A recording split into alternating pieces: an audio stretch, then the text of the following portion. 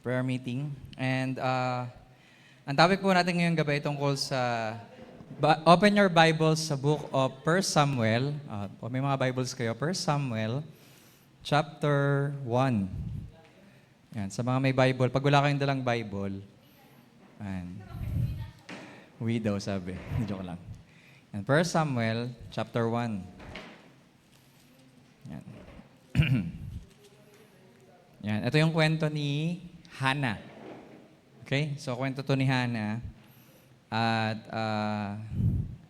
ang maganda sa kwento ni Hannah, may matututunan tayo tungkol sa personal and private prayer. Okay? So, from tears to triumph or the prayer of Hannah. So, 1 Samuel chapter 1, basahin ko muna. Hindi ko na nilagay dyan sa Canva. Pero basahin natin siya. So, sa 1 Samuel, kung may mga Bibles kayo, 1 Samuel chapter 1, sa verse 1, sabi, there was a man named Elkanah from the tribe of Ephraim who lived in the town of Ramah. So, merong isang Ephraimites, ang pangalan niya ay si Elkanah. At meron siyang dalawang asawa, si Hannah at si Penina, sa verse 2. Okay, and yun nga, ang difference, si Penina, meron siyang mga anak. Si Hannah, barren, wala siyang anak. Okay, and then sa verse 3, every year, Elkanah went from Ramah to worship and offer sacrifice. Pwede mo ko sundan, Wena, sa is worship para makita nila. Ang gamitin mo yung pangalawang, may Canva yan. Okay. So sa verse 3, sabi doon, every year, si Elkanah, napunta siya sa Ramah para mag-worship at mag-offer ng sacrifice. And sabi doon, to the Lord, from Ramah, pumunta siya sa Shiloh para mag-offer ng sacrifice. Kasama si Hannah at si Penina. And yung itong dalawang anak ni Eli na wicked, nandun din. Okay, and sa verse 5, sabi doon, even though he loved Hannah, si Elkanah, very much, he would give her only one share. So one share kasi wala nga siyang anak. So si Penina, marami siyang share kasi since, and sabi doon, because the Lord had kept her from having children. So, ang reason bakit barren si Hannah, hindi dahil talagang may sakit siya or baog siya kasi. Ang reason, sinabi sa verse 5, that because the Lord had kept her from having children. So, hawak ng Panginoon ang opening and closing ng wombs. Okay? So, hindi yan dahil sisisiba natin yon sa science or whatever, or sa genes. Nasa Panginoon yon. Kung i-open niya or i-close niya yung womb. Verse 6, sabi, Penina, her rival, would torment and humiliate her because the Lord had kept her childless. So, merong nangaasar sa kanya, sino daw? Si Penina. Every day yun, imagine.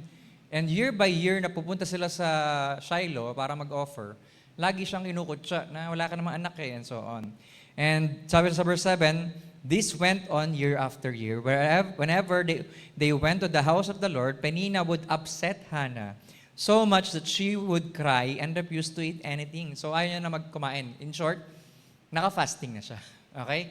And from there, nakapag-usap na si Elkanah sa kanya. Hindi pa ba? Sabi niya kay Hannah, why are you, sa verse 8, why are you crying? Why won't you eat? Why are you always so sad?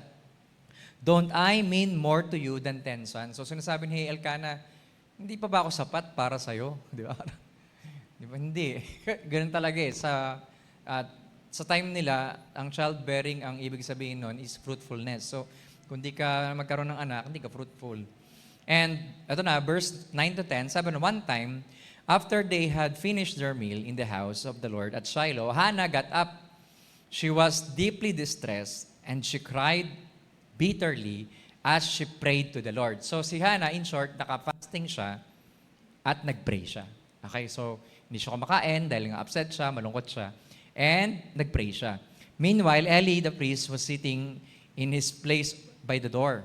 So, nanonood si Then Hannah made a solemn promise or covenant sa Panginoon. Sabi niya, Lord Almighty, look at me, your servant.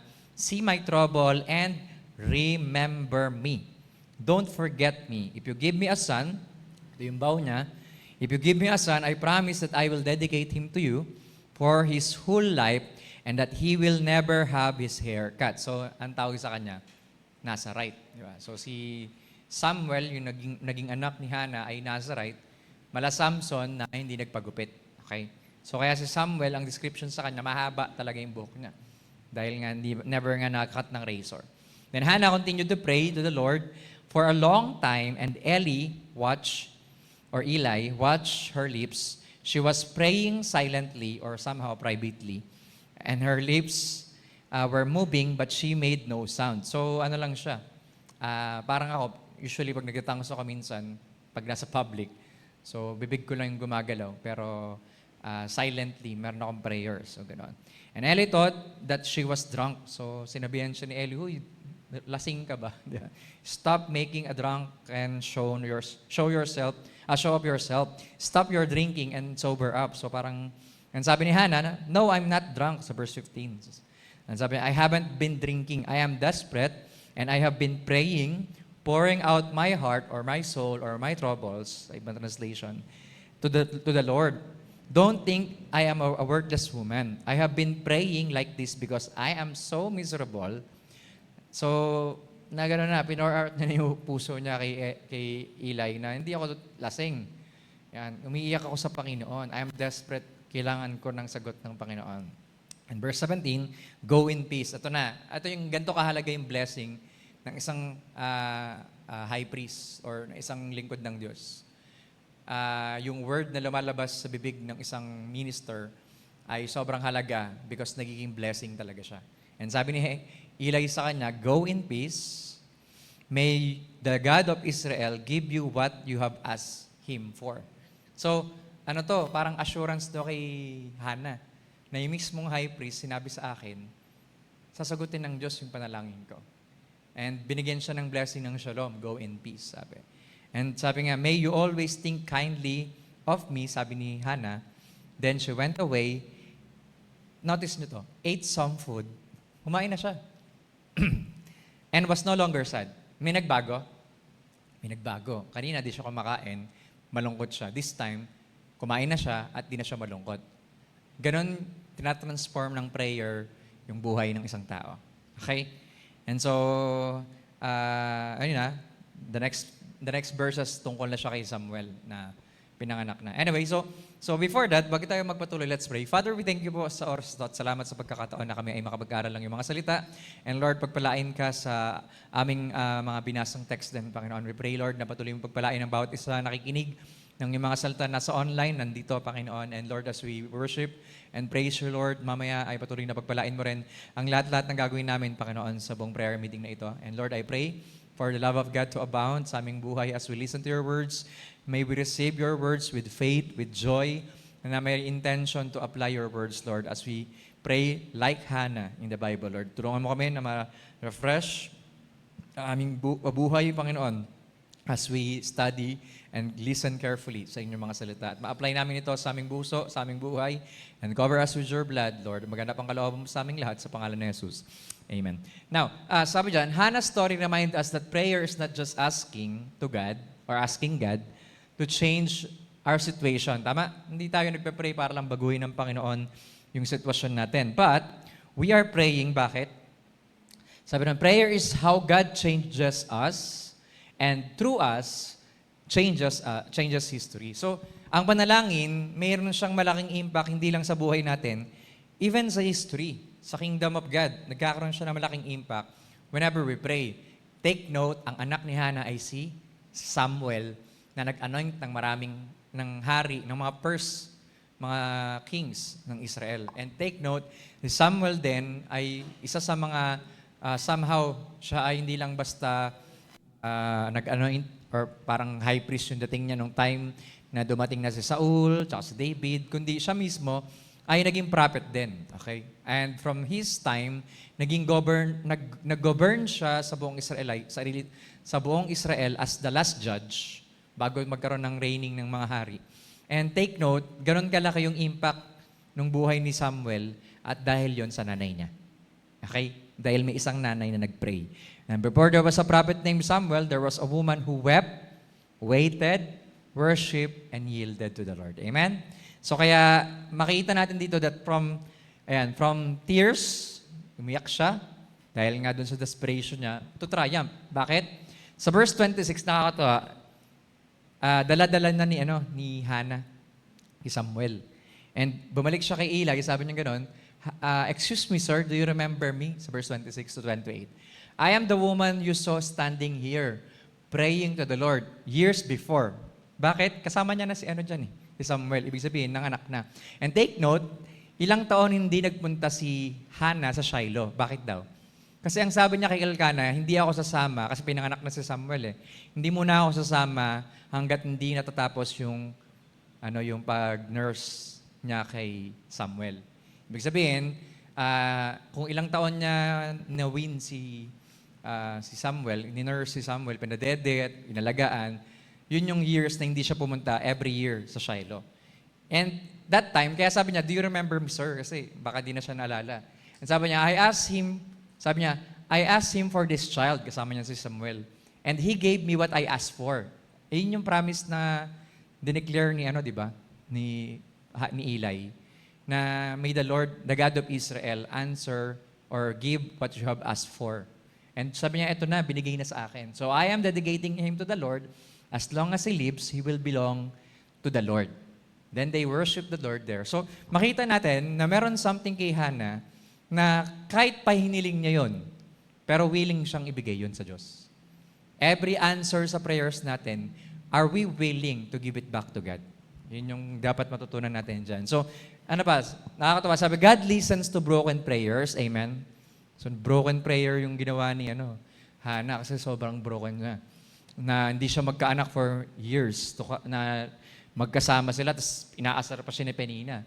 And God, sabi nga, honors surrendered prayers. Bakit? Nagkaroon siya ng covenant na, Lord, pag binigay mo sa akin to, ibabalik ko to sa'yo. Diba? And releases kingdom purpose through answered prayers. Amen? Bakit? Yung answered sa prayer ni Hannah, naging malaking impact sa kingdom of God dahil kay Samuel. Okay? So, sabi nga, si Hannah, ang una natin matututunan dyan, na si Hannah prayed from a broken but honest heart. Okay? Hindi porket broken ka, negative na siya. Okay? Yung pagiging broken ni Hannah, naging honest siya sa Panginoon in desperation, Lord, this is my prayer. Gusto ko magkaanak. So parang gano'ng karami kaya yung mga, let's say, mga marriages na nagkasama ng matagal na hindi pa rin magkaanak, na gaya ni Hannah, nagpiplead sa Panginoon. Pero anong meron kay Hannah sa prayer niya na from barrenness, nagkaroon siya ng breakthrough. Di ba? Bakit? Kasi siya ay honest. Meron siyang honest sa puso. Di ba? Sabi nga, sa verse 10, sabi doon, in her deep anguish, di ba? Grabe yung bitterness niya. Di ba? Hannah prayed to the Lord, weeping bitterly. So, talagang iniyak niya ng gusto yun sa Panginoon. Bakit daw? Una, Hannah was provoked, misunderstood, and barren. Di ba? Inaasar siya ni Penina, year by year. Imagine, kung ilang taon silang nagpupunta ni Elkanah at saka Penina sa Shiloh, yun yung years na tuwing mag-aalay sila doon, wala kang pamilya, wala kang anak. Ganun kasakit, iniinsulto siya mismo ni Penina. Pero, sabi doon, her pain was personal, but her prayer was private and sincere. Thank God. Na nakita natin dito yung secret place, yung private prayer na ginawa ni Hannah. Though, nasa public siya at that time, pero privately, kinakausap niya ang Panginoon. And sabi doon, she did not perform for the poor people. She poured her soul before God. Diba? Sabi doon sa verse 15, sabi nga, she is pouring out her troubles or soul or sa King James heart sa Panginoon. Diba? Pinupour out niya na, Lord, ito yung talagang totoong laman ng puso ko. Diba? I am in deep distress, in bitter, in pain. Na Lord, gusto ko magkaanak, bigyan mo ako noon. Kasi ilang taon na akong kinukutsa ni Penina, ilang taon na kami nagasama ni Elkanah, pero wala pa rin nangyayari. Diba? And makita natin na sa Bible, sa Psalms chapter 62 verse 8, sabi doon, trust Him at all times, you people. And then sabi ni Lord, pour out your heart before Him. God is a refuge for us. Diba? Amen? So, walang masama sa pag-pour out ng puso sa Panginoon. Gusto nga ni Lord dyan yung maging totoo ka sa Kanya. Yung maging transparent ka sa Kanya pag nagpe-pray ka. Yung wala ka nang tinatago sa Diyos. Wala naman talaga tayo matatago sa Panginoon eh. Also, sa chapter 34 verse 18, sinabi rin that the Lord is close to the brokenhearted. Amen? So, kaya during that time na sobrang broken ni Hannah, naranasan niya yung closeness ng Panginoon. Di ba? And sabi niya, He rescues those whose spirit are crushed. Talagang sobrang crush nung spirit ni Hannah. Kasi imagine, ilang taon na siyang ganun, na nabibitter siya palagi sa ginagawa ni Penina sa kanya. And sabi pa, another promise sa New Testament, kaya ang promise sa atin, by the blood of Jesus, let us come boldly to the throne of grace. Pwede na tayo pumasok anytime. Hindi na natin kailangan katulad dati na parang tsambahan lang makarating sa trono ng Diyos. Praise God, open na yung throne of grace dahil kay Jesus. So, pwede na natin i-pour out yung puso natin. Kung broken ka, dalhin mo yan sa Panginoon. Kung may worries ka, kung may anxieties ka, dalhin mo yan sa Panginoon. And God will answer you from His throne. Amen? Sabi nga, sa pangalawa, Hannah prayed. Una, nag-pray siya ng merong brokenness, pero honest yung puso. Pangalawa, Hannah prayed with faith that released peace. Iyon, may peace before the answer. Nakakatawa naman na sa prayer niya, may peace na agad. Bago siya umalis dun sa situation niyang yun, ang unang sagot kagad ng Diyos, kapayapaan. Kasi sabi ni High Priest Eli sa kanya, go in peace. Diba? So may shalom agad. And may the God of Israel give you what you have asked for. So, ibig sabihin, si Hannah, na-receive niya yung word na may peace, na-receive niya yung word na may answer si Lord, at pinanghawakan niya na yun. So, sabi nga, sabi, she went her way and ate something. Kanina, di ba, di siya kumakain. This time, kumain na siya. And her face was no longer downcast. Hindi na siya malungkot. Bakit daw? Kasi, sabi nga, nothing had changed outwardly. Wala naman talaga nagbago, di ba? Kung ano siyang luhaan na nagpe-pray, pagkatapos niya mag-pray, luhan pa rin naman siya, di ba? Kasi bumugto mata nun. But, everything changed inwardly. Bakit? Nabago yung loob. Nagkaroon siya ng peace. Sabi nga, faith received peace before she received Samuel. Di ba? Yung pananampalataya ni Hannah, na-receive niya na kagad yung peace of God. And after all, pag nagpe-pray talaga tayo, ang unang sinasagot ng Diyos sa atin, peace. Pansinin niyo, pag nagpe-pray tayo, sobrang burdened, worries, daming kailangan, daming problema. But the moment na naging at peace and still ka sa presence ni Lord, pag tayo mo, okay ka na. Di ba? Yung galit na galit ka, asar ka, pagkatapos mag-pray, kalmado ka na. Bakit? Kasi may transformation na ginagawa talaga ang Diyos. Ano muna inaayos ni Lord? Inwardly muna. Okay? And kaya sabi doon, true prayer doesn't just seek answers. It receives assurance. Parang ganito yan. Di ba? Pag nagpe-pray tayo sa bills, ako example, madalas ganyan eh. May mga bills, pinagpe-pray ko isa-isa. After kapag pray yung bills, okay na ako. Hindi ka na yung, hala, sa ko ba ito kukunin? Paano ko yan? Ano ito yung due date? Puro paano? Hindi ka nag-pray. Ang totoong nag-pray, nireceive mo yung assurance ng provision ni Lord kahit wala pa. Kasi meron ka ng peace before yung answer ni Lord. Amen? Sabi nga, sa Bible, ang promise sa atin, be anxious for nothing. Or do not worry. Philippians 4:6-7. But in everything, by prayer, supplication, lahat na request mo. Okay? Lahat pa ang kailangan. Thanksgiving, pagpasalamat mo na agad. Let your request be made known unto God, and the peace of God which surpasses all understanding will guard your hearts and mind. So, ang nakakatawa sa answer ng Panginoon sa atin regarding peace, iniingatan niya na yung puso at isip mo na mag-alala pa, na bagabag pa, or matakot pa, or mapagod pa. Through His peace, nagkakaroon ng totoong rest yung puso at isip natin. By just praying, supplication, thanksgiving. Amen? Ano pa? Pinangako rin ni Jesus sa Mark 11:24, whatever things you ask, hiniling mo, when you pray, believe that you receive them and you will have them. Natanggap mo na ba kagad? Wala pa naman. Pero you just believe na marireceive mo yun. Amen? Kaya parang nakaka-amaze na, for example, sa atin sa church, di ba? Ako ang faith ko, starting ng taon, 2026, January 1, ang declaration ko, Lord, etong taong 2026, hindi na kami malilate sa mga bayarin. Yun talaga ang prayer ko sa church. Na Lord, hindi na kami malilate sa mga bayarin sa bills. And thank God, just last Sunday, all bills paid tayo. Bayad ang kuryente, bayad ang church rent. Hindi pa tapos ang taon, ang buwan, di ba? Imagine, As in, sa kalagitnaan ng buwan, kung kailan tayo magbabayad, bayad agad. And hindi tulad last year na na-late lagi yung kuryente. Lagi na lang nag-aabono si Dims. Di ba? Itong taon na to, talagang pagbukas ng taon, bayad, both rent, at saka both kuryente.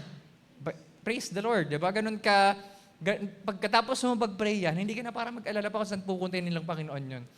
Magkakaloob ng Diyos, tatanggapin mo na lang yung promise. Amen? Maniniwala ka lang. Pasok kayo. Sige, bigyan nyo sa laupan. Sabi pa ng Isaiah chapter 26 verse 3, ito, favorite na favorite natin to dahil sa Shalom Shalom. Ano sabi? You will keep him in perfect peace. Bakit? Whose mind is stayed on you because he trusts in you. Amen po. Dahil nagtiwala ka sa Panginoon. Diba? Wag na, yung verse na yan sa mga nasa online, screenshot nyo yan. Diba? I-ano nyo siya. I-take nyo siya. Talagang i-claim nyo yung promise na to that God will keep you in perfect peace. Amen? Yan. Comment amen. Amen. Diba? Bakit daw? Kasi yung mind mo nakastay sa Panginoon. Ibig sabihin, para kang puno na yung ugat mo nakakapit mismo sa malalim na bato sa ilalim ng lupa. Para pag dumating lahat ng bagyo, hindi ka magigiba. Hindi ka basta-basta babagsak. Kasi nakastay ka, nakagtitiwala ka sa Panginoon. Kaya, ang prayer, ano ginagawa niya sa atin? Tinatanggal niya yung worry, tinatanggal niya yung fear, tinatanggal niya yung doubts. Kapag nanalangin ka na, at sinamahan mo ng pananampalataya at pagpapasalamat yon, meron na tayong peace na galing sa Diyos. Ganun yung nangyari kay Hannah.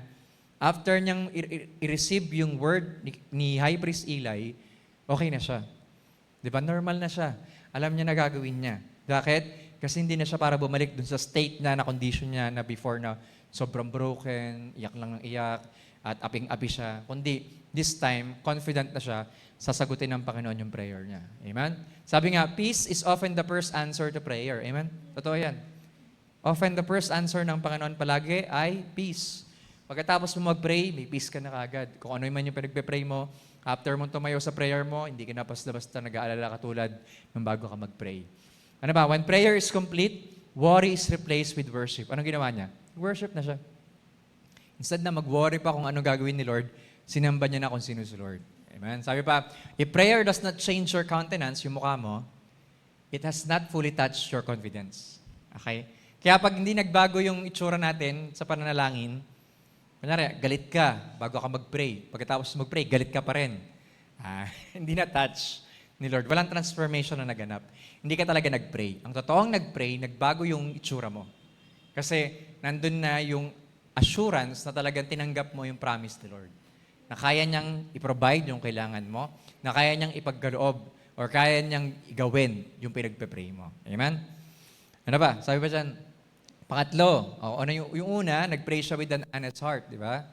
Pangalawa, nag-pray siya na may peace na agad bago pasagutin ni Lord. Pangatlo naman, Hannah prayed with a vow of total surrender. Hiniling niya yung anak, pero pag binigay, ibibigay niya sa Panginoon. Grabe, no? Ang tindi nun. Parang mala Abraham, at saka Sarah, no? Na pagkatapos ibigay ni Lord, kinukuha naman ni Lord. Pero ito mas matindi. Hiniling niya yon, pero willing siyang ibalik yun sa Diyos. So mas maganda yung level ng faith na meron si Hannah. Kasi hindi naman hinihingi ni Lord si Samuel Pero naging willing yung heart ni Hannah na kapag pinagkulob ng Panginoon, kaya niya pa rin gamitin or balik sa Panginoon yon. Yun yung often na misunderstanding or misconception ng maraming mga nagpe-pray. Na kapag binigay na ni Lord, ayaw na ibalik or ayaw na ipagamit o ayaw na ibigay sa Panginoon. Dapat matutunan natin na kapag in-answer ni Lord yung prayer mo, be willing na ibalik pa rin yun sa Diyos. Na kaya mo pa rin ibigay yan sa Panginoon. Regardless kung nasa iyo o wala sa iyo, kaya mo siyang ibigay para sa Panginoon. Sabi nga dun sa verse 11, I will give him to the Lord for all the days of his life. Diba? Ganun yun. Naalala ko si mama nun, ang lagi niya sinasabi sa amin, nagpe-pray siya ng 12 anak, 12 daw. Kasi daw, ang prayer niya, yung 12 niyang anak, ibibigay niya lahat sa Panginoon. Kaso, hanggang 9 lang yung kinaya. So, siyam kaming magkakapatid, pero lahat kami, in-offer niya na, Lord, itong anak kong to, bibigay ko sa ito. So, lahat kaming siyam na magkakapatid, naglilingkod sa Panginoon. So, ginaya ko yun. Nung nagkaroon kami ng Shemaiah at saka Hezekiah, dalawang bata, Ang prayer ko lagi, Lord, ito, itong batang to ay maglilingkod sa'yo all the days of her life. Yeah.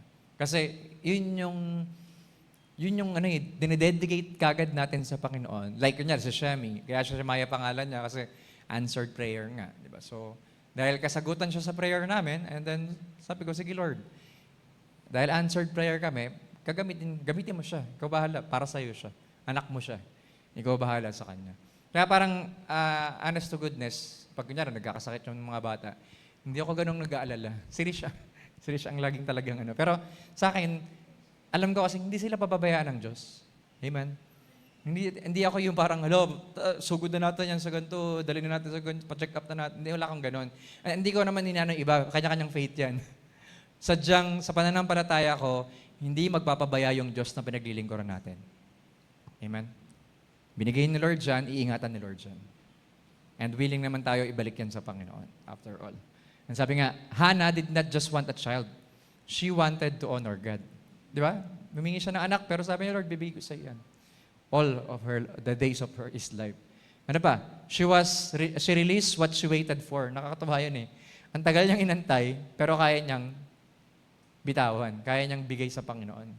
Ano pa? Her prayer aligned with God's purpose, not just personal desire. Kaya, pag yung prayer natin ay naka-align sa gusto ng Diyos din, o sa purpose ng Diyos, kayang-kayang sagutin ni Lord yun. Kaya ganun kahalaga yung praying God's will. Not my will, but yours be done. Kasi pag ganun ang prayer mo, sasagutin ka talaga kagad ng Diyos. Amen? Sa verse 27, ano sabi niya? For this child I prayed, and the Lord has granted me what I asked. Diba? Ito yung anak na pinagpe-pray ko eh. Binigay niya sa akin. So kung binigay ni Lord to, kaya ko rin ibalik sa Kanya. Diba? And nakakatawa naman, sa Romans 12:1, yun talaga yung challenge sa atin. At binigyan ka ng katawan ni Lord, binigyan ka ng buhay ng Panginoon, be willing to offer it to the Lord. As a living sacrifice, as holy and pleasing to God. Diba? That is your spiritual act of worship or reasonable service sa Panginoon. May buhay tayo, binigay ng Panginoon. Every day gigising ka, are you willing to offer that body? Are you willing to offer that life to God? Are you willing to give it back to the Lord? Diba? Kaya sabi ni Paul, glorify God in your bodies. Ano pa? Proverbs 16, commit to the Lord whatever you do, and your plans will succeed. So talagang ganun kahalaga na kapag binigyan ka ni Lord ng plans or purpose, dapat ibalik mo yan sa Panginoon. I-commit mo, ilagay mo sa kamay niya. Ipagkatiwala mo sa Kanya, saka ka magtatagumpay. Ano pa? Sa Luke chapter 1, verse 38, ito yung kay Mary. Di ba? Wala na lang siya ibang sinabi kundi ano, Behold, the maidservant of the Lord, or I am a servant of the Lord, sabi niya, let it be to me according to your word. Diba? Mangyari na ba kung ano yung sinabi mo sa akin, sabi niya sa anghel. Diba? So, ano meron? Si Mary, yung surrender na ginawa niya, it echoes yung puso na meron si Hannah. Na kung paano niyang sinuko rin si Samuel, ganun din. Kayang-kayang isuko ni Mary yung katawan niya para gamitin ng Panginoon maging daluyan ng kaligtasan. Amen? So, kaya ang question dyan, kaya mo bang ipagkatiwala sa Panginoon yung ipinagkatiwala niya sa iyo? Or kaya mo bang ibalik sa Panginoon, ibigay sa Panginoon yung pinagkatiwala niya sa iyo? Diba? Kasi sabi nga, God entrusts blessings to those willing to release them. Ipa-bless ka ni Lord, pero willing ka bang i-release? Kapag sinabi ni Lord, or kaya mo ba siyang iwanan at any moment? Sabi nga, hindi dapat tayo yung parang katulad ng asawa ni Lot. Sino si Lot's wife? Si Fidel. Si Lot's wife, yung naging batong asin. Dapat daw, maging ready tayo palagi to go. Diba? Parang ano yan, dito sa mundong to, ano man yung ma-achieve mo, mag-gain mo, makuha mo sa buhay, yumaman ka man ng gusto, or magkaroon ka naman lahat ng bagay na gusto mo, anytime na kukunin ka na ni Lord, dapat ready ka to go. Or mag-rapture man, ready ka bumalik sa Panginoon. Hindi yung parang nag-aalinlangan ka pa or nangihinayang ka sa lahat ng meron ka dito. Dapat kagaya ni Jesus, kagaya ni Elijah, si Moses, na-ready sila. Nung sinabi ni Lord, Moses, kukunin na kita. Elijah, kukunin na kita. Ganoon lang kadali sa kanila, willing sila kagad. Kaya dapat meron tayong yung mabilis ka na mag-release palagi. Binigay ni Lord, edi para sa Panginoon to. Pag kailangan, gamitin sa Panginoon. Diba? And sabi nga, surrendered prayers produce kingdom impact. Kaya yung prayer ni Hannah na surrendered, na kaya niyang isuko sa Panginoon, grabe naging impact. Bakit? Nag-anoint si Samuel ng first king at lalo yung second king, si David. Diba? Una si Saul eh. Yung second king, grabe yung impact. Kasi talagang pranasper na ng Panginoon yung buong Israel. At naging matagumpay yung kaharian nila. What we give back to God never diminishes as it multiplies influence. Amen? So nagmumultiply influence kapag binalik mo yan sa Panginoon or binigay mo sa Panginoon ulit. Diba? Kasi ilagay mo sa kamay ng Diyos kung ano yung binigay niya sa'yo, mas lalong palalakihin ng Diyos. Amen? So yung problema sa atin, kaya laging kulang or laging parang unliit, kasi hindi natin kayang i-withhold, hindi natin kayang bitawan sa Diyos. Dapat matutunan natin, kaya laging magsumuko sa Panginoon. Dapat ganito yung prayer natin. Prayer becomes powerful when it moves from, Lord, give me this, that, and so on, to, Lord, use me. Dapat ganun siya. Diba? Ang prayer natin, Lord, use me. Ano mang gusto mong gawin sa akin, gamitin mo ko. Ano man gusto mong gawin sa resources na binigay mo sa akin, gamitin mo, Lord. I am willing. Use me. Amen? Pangapat, last na lang. Si Hannah, she praised God with prophetic worship. Yung buong chapter 2, yung 10 verses na yun, puro awit yun. Puro kumanta si Hannah after niya mag-worship sa Panginoon. Nag-offer siya, di ba? And then yung naging, although prayer talaga siya, pero somehow it is a prophetic worship kasi nga yung mensahe na binigay niya. Okay, sabi nun sa verse 1, my heart rejoices in the Lord. In the Lord, my horn is lifted high. So, napaawit si Hannah. Anong klaseng awit meron siya? Hannah's prayer turned into prophetic praise. Napapuri siya sa Panginoon eh. Babasahin ko sa version ko, sa GNT. Sabi doon sa verse 1, the Lord has filled my heart with joy. How happy I am because of what He has done. So may ginawa si Lord, kaya siya masaya. Tapos sabi niya, I laugh at my enemies. Tinatawa niya na niya yung kalaban niya daw, sabi niya. How joyful I am because God has helped me. Yun yung maganda doon, di ba? Kaya siya masaya kasi tinulungan ako ng Diyos. And yun una yung ginawa. Sabi niya, she praised not only for what God did, but for who God is. Di ba? Pinuri niya ang Diyos, hindi lang sa ginawa niya, kundi kung sino ba talaga yung Diyos. Diba? Paano siya nag-worship? Her worship revealed God as, number 1, He is holy. Sabi niya sa verse 2, no one is holy like the Lord. There is none like Him. No protector like our God. Diba? Kaya nakita natin, ganun kabanal yung Diyos na describe mismo ni Hannah kung sino yung totoong Diyos. And He is sovereign. Sa verse 6 and verse 7, sabi niya, the Lord kills and restores to life. He sends people to the world of the dead and brings them back again. He makes some people poor and others rich. He humbles some and make others great. Diba? So makita natin yung sovereignty ng Diyos is in control. The Lord is the one who opens and even closes the womb. So, Diyos ang mag-decide kung magkakaanak to o hindi. So, sa Diyos tayo dapat tumawag. Hindi yung parang, bakit ba ganito yung katawan ko or bakit ba ganito yung nangyayari sa akin. So, tumawag ka sa Diyos. He is the one who is sovereign, who is in control of everything. Ano pa? Dinescribe na rin si Lord as judge and king sa verse 10. Sabi niya ganon. Verse 10, the Lord's enemies will be destroyed. He will thunder against them from heaven. The Lord will judge the whole world. He will give power to His kings, as to His king, and He will make His chosen king victorious. So, makita natin, yung description ng Diyos, He is a judge, but He is also a king. And dinescribe yun ni Hannah mismo kasi na-witness niya mismo kung paano nagkaroon ng justice yung situation niya. Diba? Kumbaga parang tagal niya ng ilang taon na every year ng offering, ng sacrifices sa Shiloh, kinukutsa siya pero naging God of justice ang Diyos. And He is the king na nag-rule dun sa situation niya. Diba? Kaya makita natin, si Lord hindi talaga siya nagpapabaya. Bakit? Kasi natutunan ni Hannah na from worry, yung worries niya naging worship. Yung mga kabigatan niya, yung mga burdens niya, yung mga naging bridge niya yon para lalo siyang lumapit sa Panginoon.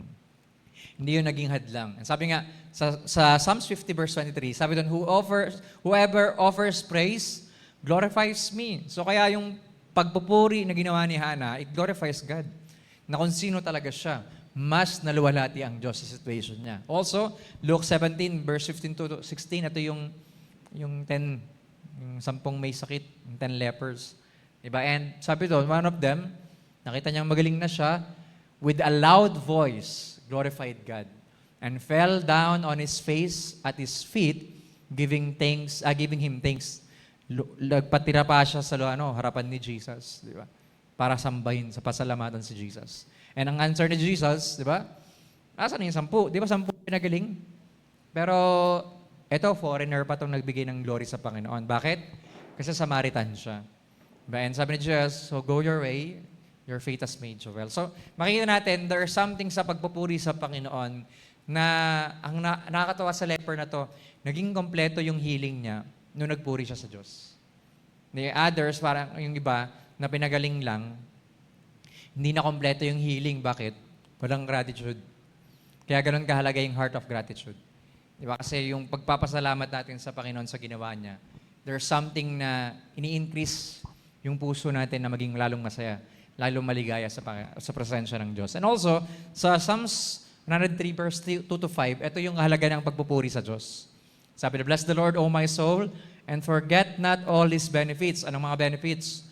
The God who forgives all your iniquities, the God who heals your diseases, all your diseases, the God who redeems your life from destruction, the God who crowns you with loving kindness and tender mercies, the God who satisfies your mouth with good things so that your youth is renewed like eagles. So, etong Diyos natin, may benefits yung mga pagpupuri na ginagawa natin sa Kanya. And when we praise God, there's something na inaayos or tinatransform ang Diyos sa ating buhay. Amen?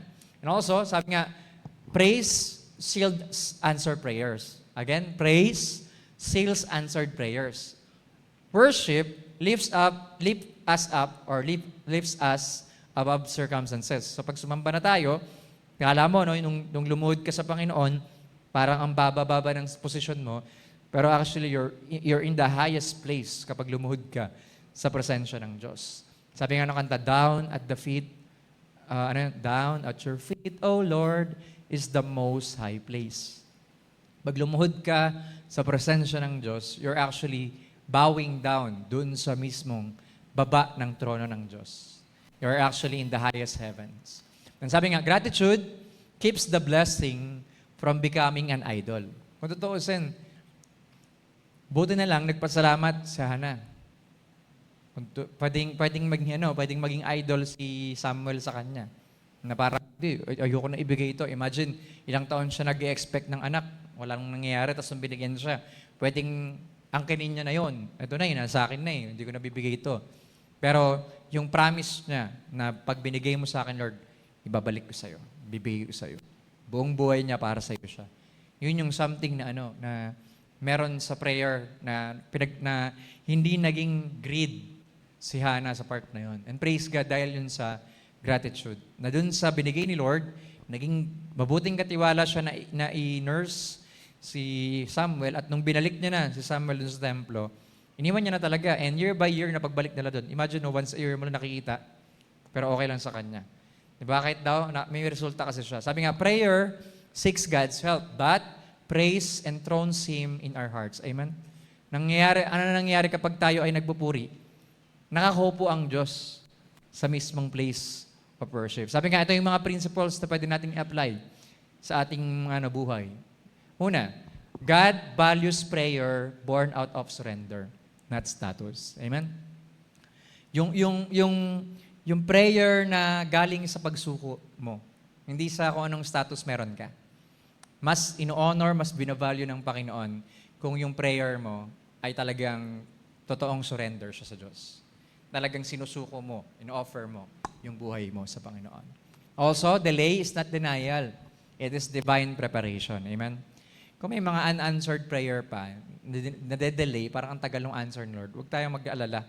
Because those are divine preparations ng Diyos in order for you to prepare your heart na kapag na-receive mo na yun, ready ka na. Matured ka na. I-handle yung situation. Ano pa? What is birthed in prayer must be raised in obedience. Amen? So kung nagsimula yan sa prayer, pinanganak yan sa panalangin, dapat masundan yan. Masundan mo yan ng pagsunod palagi sa Panginoon. Kung humiling ka ng ganito, nanghako ka ng ganyan, gawin mo yon. Kaya nga di ba sabi ng Bible, huwag kang gagawa ng basta-basta ng vow. Diba? Kasi hindi ka basta-basta gumagawa ng vows or promise or covenant sa tao. You are actually doing it to God. And He's sitting on the throne. Inaantay niya, ina-expect niya. Kung gumawa ka ng vow, sundin mo yon. Pag hindi, sisingilin sa'yo yun ni Lord. Okay? Yun yung reason ba't sumunod na ako agad eh.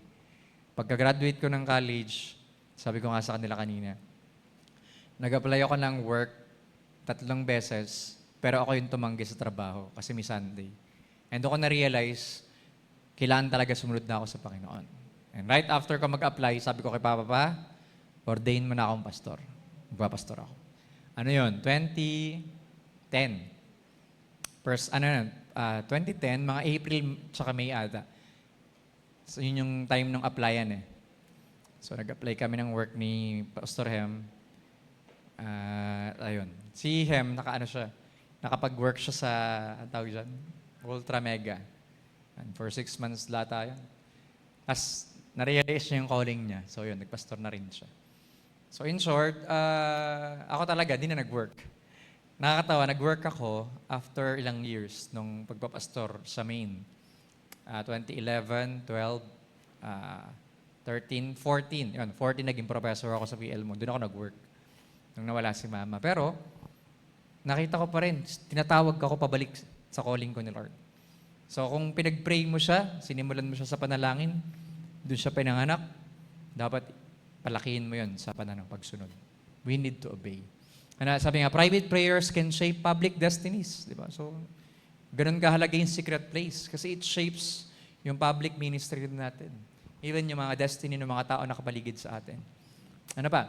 One praying parent can change a nation, di ba? Kasi si Samuel, he became a prophet to anoint kings. So, malaki ang kayang gawin ng isang prayer ng isang magulang. So, kung parent, sa mga nasa online, kung magulang ka, and you're praying for your child, for your children, malaking malaking bagay yun sa Panginoon. Di ba? Malaki ang pananagutan natin bilang mga magulang na ipanalangin yung magiging direksyon at destiny ng mga magiging anak natin. Okay? So, ganun kahalaga na may principle ka ng Diyos para sa pag-lead mo ng iyong pamilya, ay mapag-pray mo talaga sila. Ano pa? Sabi nga, Hannah entered the temple barren, but she left believing. Amen? Diba? Baog na siya eh. Paglabas niya ng templo, naniniwala na siya. Kaya siyang i-bless ni Lord. She returned faithful and she went home fruitful. Alam niyo ba yun? Nakakatawa yung portion na yan. Kasi nung bigay na ni Lord yung answer, bumalik siya sa templo ulit. Dala-dala niya na sino? Si Samuel. At naging faithful siya sa vow niya, sa covenant niya. Pero nakakatawa, pag uwi niya, may nangyari. Tingnan natin.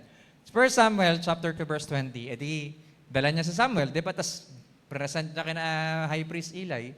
Sabi ni Eli, and Eli would bless Elkanah and his wife, speaking Hannah, and say, the Lord give you descendants from this woman, kay Hannah, for the loan that was given to the Lord. Sino yung loan? Samuel. Yeah? So, binigay niya kasi as loan. So, siyempre, pag iwan na ni Hannah kay Samuel, wala na ulit siyang anak. Di ba? And then, they would go to their own home. So, pag uwi nila, ito na nangyari. Verse 21, the Lord visited Hannah so that she conceived and bore 3 sons and 2 daughters. So, nakailang anak na siya? 6. Di ba? Nagkaroon pa ng 5 eh. Meanwhile, the child Samuel grew before the Lord. So, makita natin na she returned faithful at dahil naging faithful siya sa vow niya, she went home fruitful. Mas lalo siya naging fruitful pag uwi niya.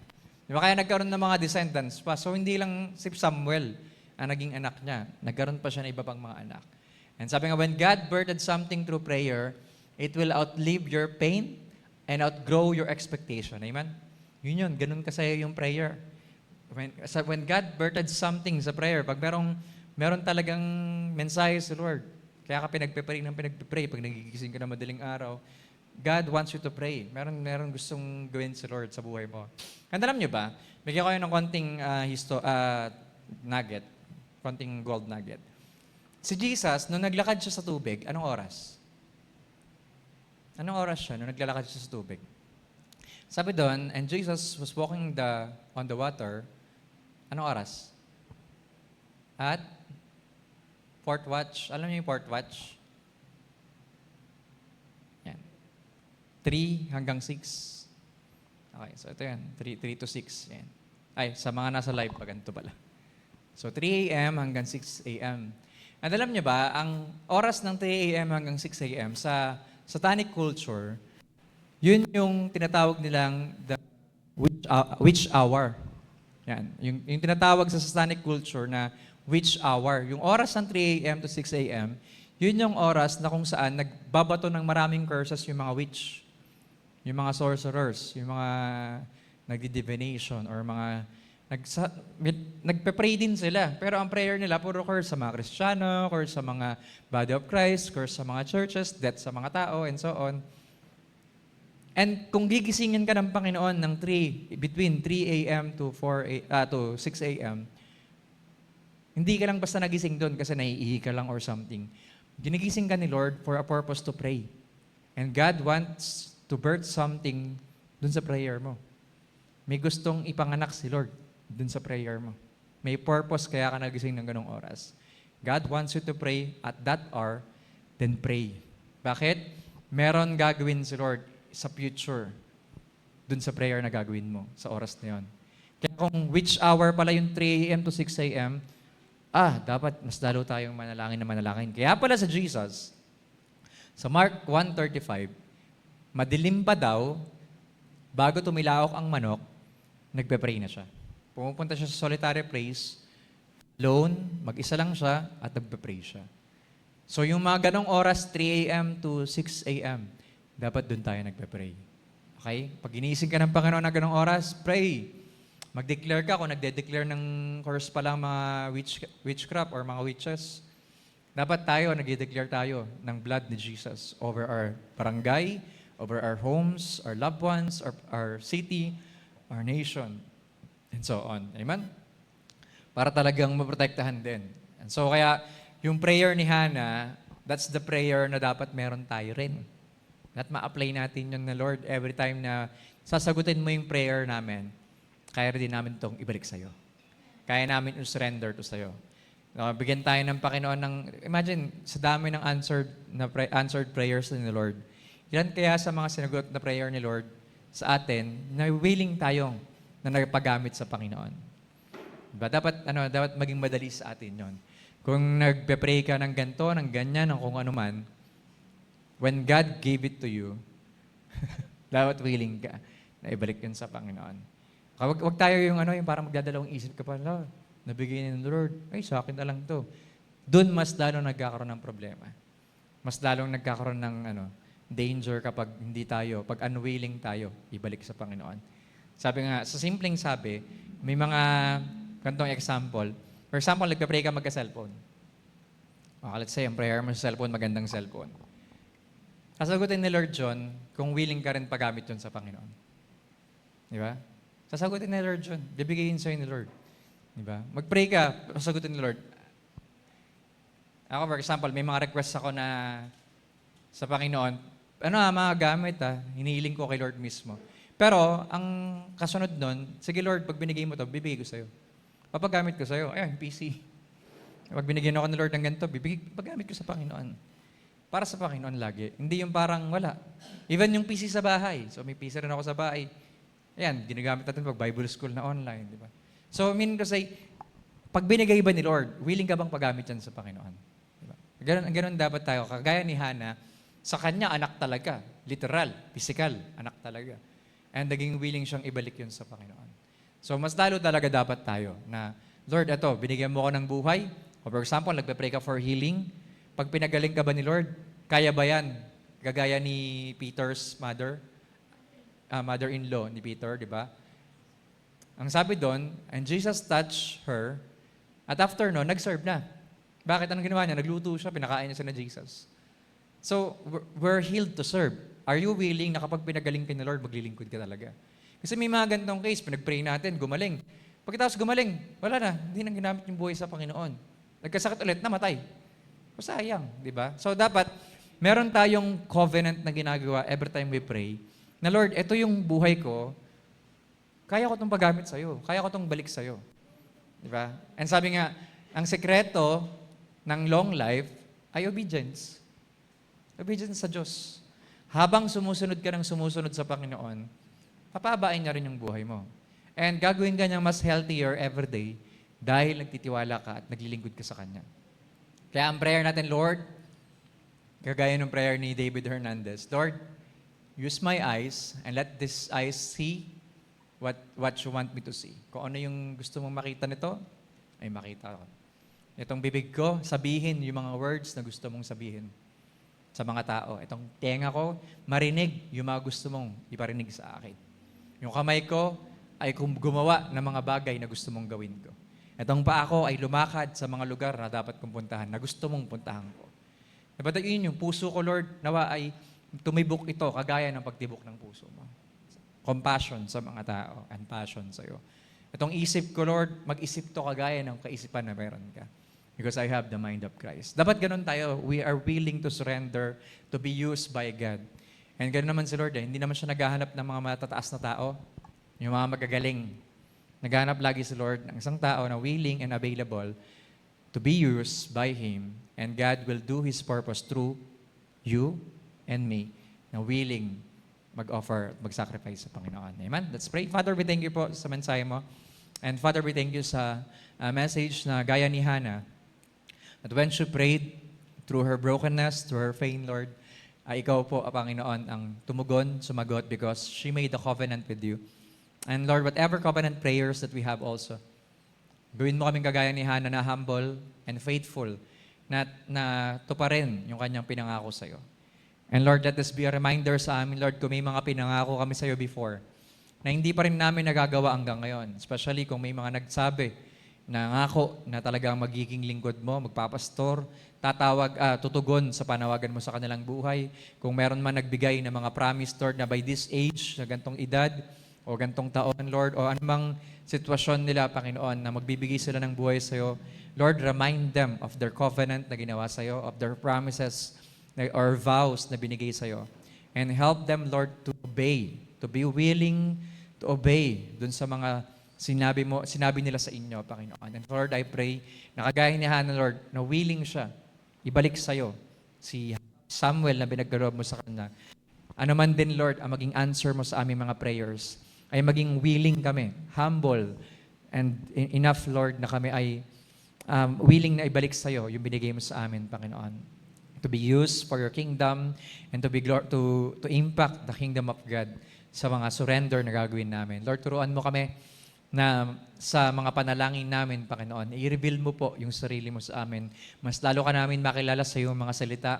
And every time we spend time with you, Lord, ay i-reveal mo yung mga blueprints ng aming mga buhay, kung saan kami paputungo, ano man yung mga directions namin, ano man yung mga nais mo gawin at puntahan namin, na ma-accomplish namin palagi yung kalooban mo. Gaya ng prayer, Panginoon, na your kingdom come, your will be done on earth as it is in heaven, maganap palagi yung kalooban mo sa aming lahat, Panginoon. And dalangin ko, O Diyos, na pagpalain mo po ang lahat-lahat na mga gagawin din namin today, Lord. At patuloy na ikaw po ang siyang luwalhati, Lord, especially sa buong buwan ng January, Panginoon, sa matatapos na rin na month na ito, Panginoon. We thank you, Lord, for being faithful and being so good sa aming lahat. Sama-sama rin namin pinapanalangin, Panginoon, yung magaganap na last day ng 21 days prayer and fasting this Sunday. Kasabay rin, Lord, na mga events like child dedication this Sunday at yung mismong worship explosion ng ABCI, Lord, sa quadrangle ng City Hall ay maging kagamit-gamit po ng Sendalite Ministries din, Panginoon, para sa araw na yon. And we pray, Lord, na maging pagpapala ito sa buong body of Christ, maging impactful, anointed, Panginoon, na magaganap ng worship explosion. In the name of Jesus, we pray for a fine weather, naging matagumpay ang araw na yon, Panginoon. Inutos na namin, Lord, ang mga banal mong anghel na takpan ng banal na dugo, Panginoon, ang lahat-lahat ng buong Muntinlupa, especially, Lord, sa buong Pilipinas. At saka hindi magkaroon ng ulan sa pangalan ni Jesus, Lord. Sinasaway namin ang mga low pressure areas, mga bagyo. In the name of Jesus, hindi ito magiging hadlang sa magiging worship explosion this Sunday, Lord. We are declaring by faith we are victorious na, Panginoon. In behalf ng buong body of Christ nitong Muntinlupa, Panginoon, ay pinapanalangin namin, O Diyos, na magiging favorable ang weather sa Sunday, Panginoon, para maging matagumpay ang lahat ng pag-set up na gagawin doon hanggang matapos ang buong programa ng Worship Explosion. Lord, we are also praying sa direction din ng 2026, Panginoon, para sa Sandalite Ministries Incorporated, Panginoon. Especially, we are entering a new year, a new season, Panginoon.